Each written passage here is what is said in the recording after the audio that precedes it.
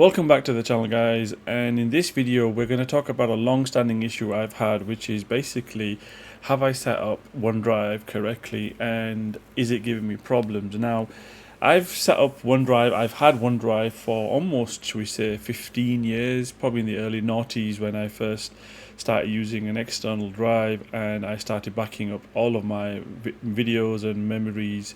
And especially when you get married and you have kids, your photos and videos tend to explode. If you're anything like me, you probably have quite a lot of memories backed up. I have almost 600 gig on my 1 terabyte plan, and this is all I pay for really when I pay for Office 365. Well, that's what it's called back then. Now it's called Microsoft Personal or something like that. And fast forward to 2026, and I've got storage problems on my machine. And my main Windows drive is completely getting filled up, and I'm constantly having to run through my recycle bin to make sure that I'm emptying everything that I've got in there. As you can see, junk does build up, and I don't necessarily always keep on top of it. And then I also run this Microsoft PC Manager, which sadly isn't available in the EU region or the UK region, which is very odd. So I managed to get a free open source copy from the web. I'm doing all this stuff just to stay on top of one problem which has been bugging me for a long time.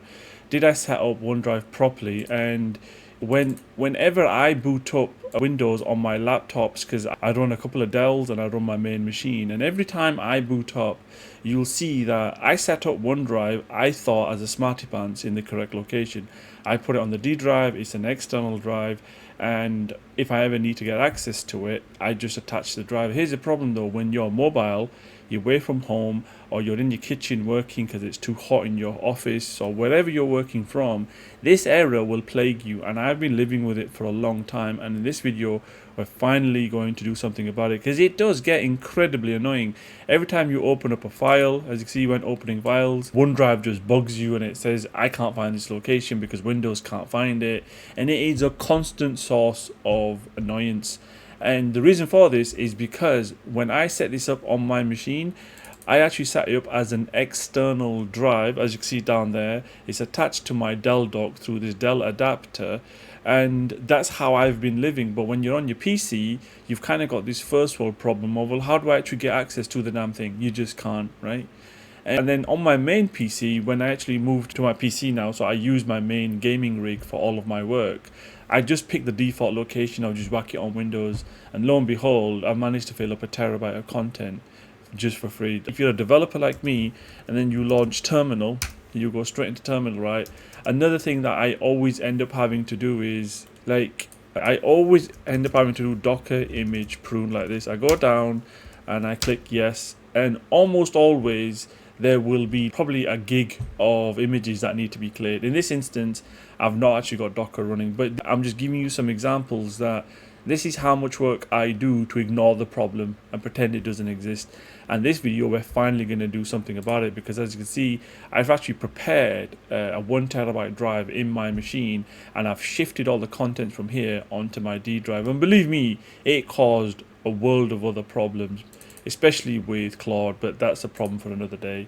So anyway, stay there, stay tuned. We're going to jump straight into some of my recommendations of how I fix this next problem for OneDrive. And also, just as a sneak peek, it's going to be one of maybe 2 or 3 videos where the next part of this video I'm going to show you one amazing solution I found, because it turns out OneDrive doesn't actually keep all your content, and you will one day discover a folder where half the contents, or a small percentage of them, have been deleted. And I swear to you, you are going to lose your mind, because you're paying Microsoft to host your stuff, and the worst feeling in the world is to come back to your machine one day triggered by a memory with your child or your friend or your cousin, only to find out that the image or video is not there. And these 2 videos, or maybe 3, I'm going to try and help you solve that problem before it becomes an issue. So stay there, peace, roll the ducks.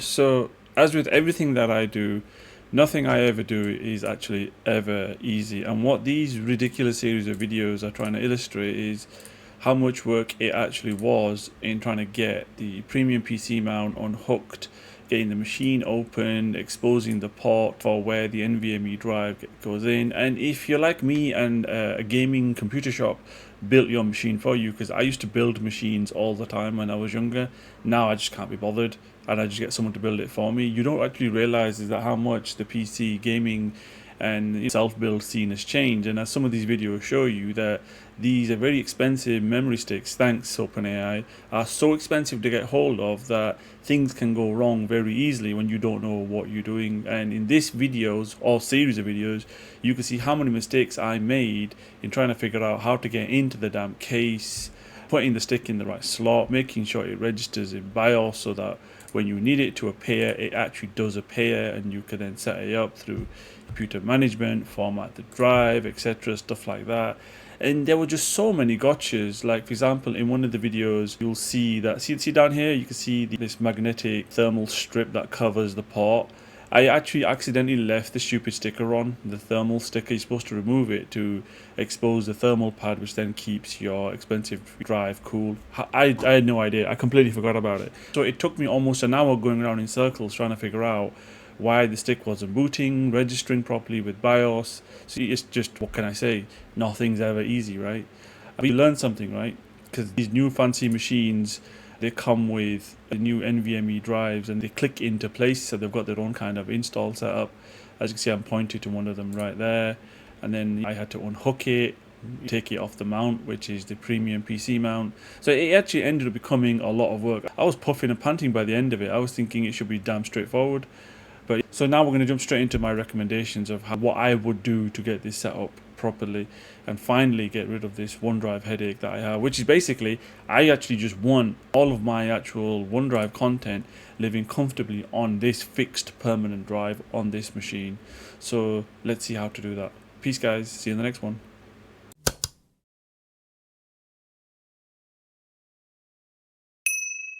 So now we're on to the recommendation part of this video, and you're probably wondering, what do I actually recommend for the most ideal config setup for how you set up your and configure your OneDrive or whatever you're using externally, Dropbox or whatever it is on your home Windows or Mac machines. The general concept and principles still apply whether you're on Windows or Mac. It doesn't really matter, and it is subjective, but it really does depend if you're just using a single fixed base station, a gaming rig or whatever, a PC, or if you've got a hybrid setup like me where you initially started off with a laptop. You can see the Dell laptop in the corner, you can see the Dell dock, and then you can see the wires that connected up to the PC and everything, and then you can see the cable tray and everything like that. So it does depend on your setup. So my personal recommendation is, the first thing would be free up a drive on your machine or laptop that you use daily. It could be an internal drive, it could be an external drive, but free up a drive. So let's kick off my recommendation list. So let's start with the first one. Don't sell your old drives. Keep them, never get rid of them. So here's a picture of one of my drives. As you can see, it's hidden in the cable trace, my Western Digital, my passport. Some of you guys are old enough to remember when these were big things. These are the old mechanical drives. They're absolutely brilliant, and I've been shit scared for years thinking, what happens if this drive fails on me? That's the reason why I'm doing these videos. And then of course you've got my other one. So I've got two old school external drives, and they're ancient, they're functional, they do the job, and I use them sparingly. And the goal is that depending on your setup, pick one, stick to it, but then don't shift or change at all. So let's go back to my list. So don't sell your old drives. Right.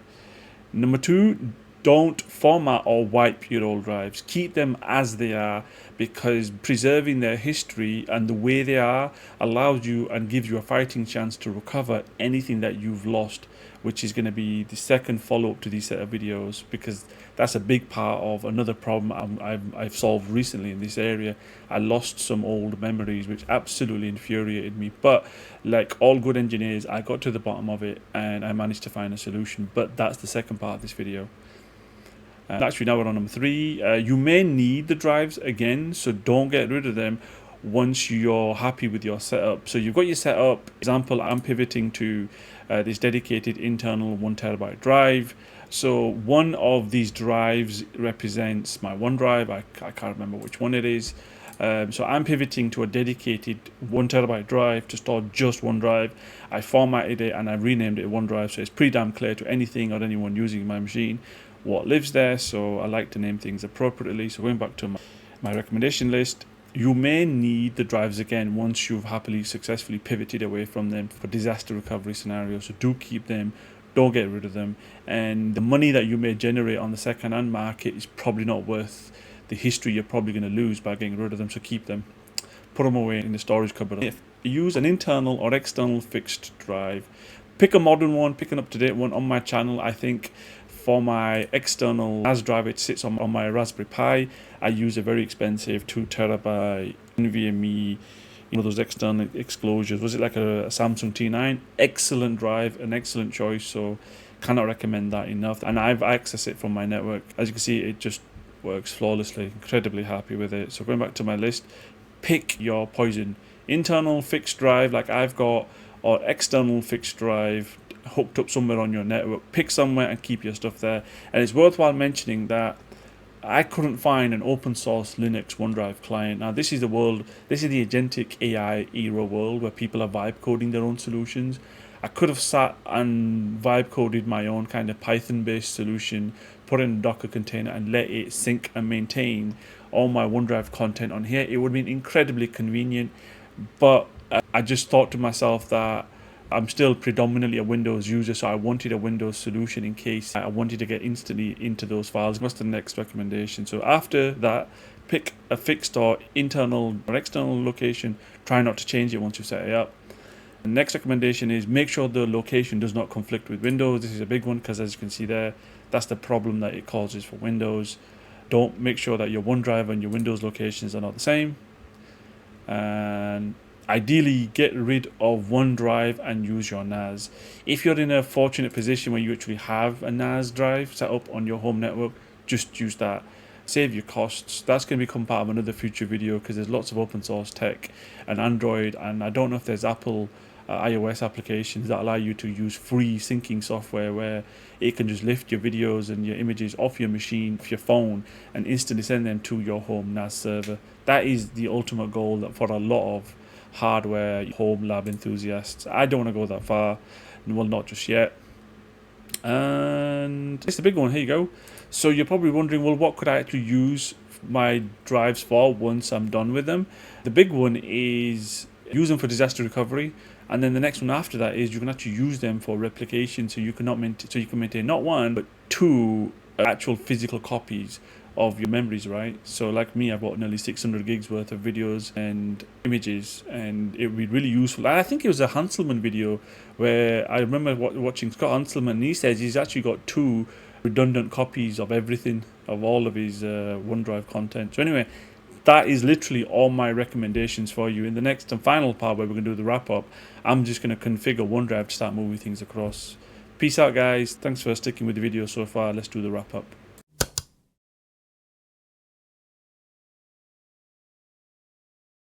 So according to Microsoft, in order to move the location of your OneDrive folder, you just got to unlink and relink your account. That's it. And it's supposed to give you an option to move the location to somewhere else. So let's do that now. So the OneDrive application has quit and it's now saying I'm not signed in. So let's now sign in. Will it give me an opportunity to move the stuff? Set up your OneDrive, choose location, OneDrive. So I think this is basically going to work. Desktop, pictures, documents. I don't really have any music on here, and I don't actually, so this is just highly subjective, this is just me. I don't like to back up videos because I like to manually curate and edit what I actually instantly back up, because it will bloat your OneDrive very quickly because it'll just copy and sync everything. So that's the reason why I'm quite meticulous, but you could do whatever makes sense to you guys. I guess that's really it. That's the wrap up. When this little sequence concludes, I should have my stuff hosted on my D drive. I don't really care about that. Collaborate with others, no one cares. So this is useful to relearn your files when you need them. With files on demand, you can browse OneDrive files and open them. So it's like metadata shells. They're just like shells of a file, they're technically offline, so that means it's online only. That means there's a copy on this device, and then that means to make sure the file is always available offline on this device. Now, open my OneDrive folder, which is excellent. We'll go up one level into here. So let's see the syncing process. What is it trying to do? Finish. So this is probably going to bulk up most of my time when it tries to finish this off. It's going to probably chew through my internet pipe, but I don't really care. I've done what I wanted to do. But yeah, that's it. That's the wrap up, guys. So eventually I'm going to tell OneDrive to start moving all the content from here into here. There's like a setting in the menus. So there's somewhere in this menu, download all files. That's the one you really want. I want to make sure there's a full local copy of everything that I've ever have on OneDrive on Microsoft's cloud servers, in Azure probably. I want to have a total copy locally, regardless of what happens, because there are horror stories you've heard on social media where people have lost literally everything. And to be honest with you, I should have done some research in preparation for this video to kind of scare you a little bit into taking this seriously, but whatever. So I've now gone into the OneDrive settings and I've told OneDrive to download all of my files. I'm not a fan of the whole on-demand service. I highly recommend you keep a physical copy of everything locally. Hence why I said earlier, pick a poison, pick a lane, either an internal fixed drive or an external fixed drive, but pick something and then make sure you have a local copy. So basically there's a copy in the cloud and there's a local copy, so that you can then tell OneDrive, I want you to download everything I'm supposed to have in the cloud, and I want you to create a brand new fresh copy in a brand new location, which is my new D drive OneDrive location, where all these status symbols should eventually go to nice green ticks, and then we can eventually delete down and hard delete the old location, which should hopefully free up my Windows drive and solve the problem I set out to do. So that's it. Thanks for tuning in, guys. Stay tuned for the next part of the OneDrive series of videos, which is basically what do you do if you found proof that OneDrive has removed a folder and you don't remember doing it. How do you actually get that content back? Thanks you for tuning in to this video, and stay tuned for the next one. Cheers, guys. Bye.